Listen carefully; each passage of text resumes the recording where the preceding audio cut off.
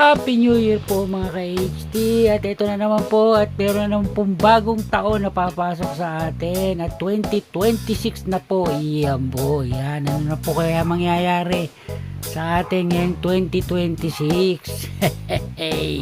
Yan po, kung napapansin nyo po, wala pong laman na yung gitna.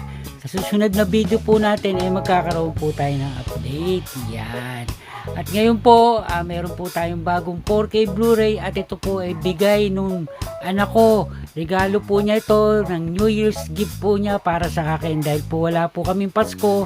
Every New Year po kami kung magbigay ng regalo. Yan. At ang nagbigay po nito ay yung anak kong si Krell, yung mahilig din po manood ng mga movie, mahilig din po mangolekta. Kaya eto po yung bigay niya. Oh.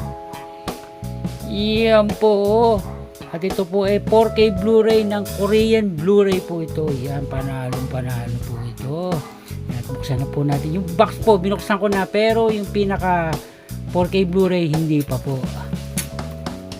Wait, yan po siya. Wait, ano po muna natin yung box. Yan.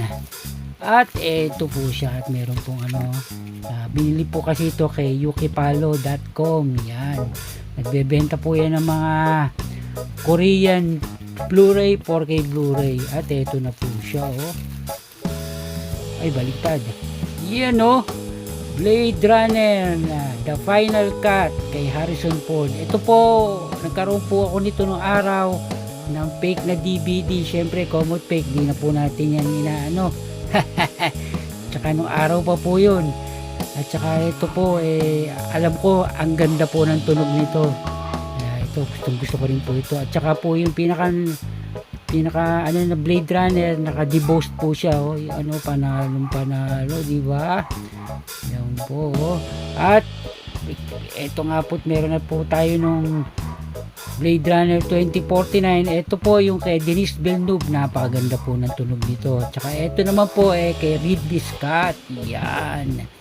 Ayan, buksan na po natin. At kailangan po natin ng cutter dito. Siyempre, at saka steelbook nga pala po ito. Wait lang po Yun na, na-save na po natin yung shrink wrap. Magagamit po. Iyan na. Diba? At alam ko yung ang artwork dito sa likod, yung unicorn ba tawag doon? Ay, naka-tape pala. Teka, tanggalin po muna natin yung tape. Ganun po kasi sa Korea, naka-tape. Hindi po katulad sa tawag dito sa R1, naka siya, parang bubble tape ba tawag doon. Iyan po, yun na nga, yun na yung pinakaano niya. Iyan diba? Lagyan po na rin po natin itong J-card. Iyan po. Iyan at may artwork din po pala yung loob. Panalo. Ito po yung 4K Blu-ray. Simple lang po siya. Wala po siyang artwork. Pero yung Blu-ray meron. Bakit kaya ganon? Tanggalin na rin po natin para nakita natin yung likod. Yan po yung pinaka-artwork niya. Yan. Kaya may nagkaroon na po tayo ng dalawang Blade Runner. Pero alam ko yung R1 ito, parang siya, parang ilang disc ba? Parang 5 disc 4 to 5 disc po yata yun. Kasi marami pong cut yun. Extended cut, final cut, director's cut, marami po. Yung okay po sana yun. Kaya lang wala na rin po tayo mabibili nun. Yan. Blade Runner. Panalo. Anak, thank you rito sa bigay mo ito. Panalo to.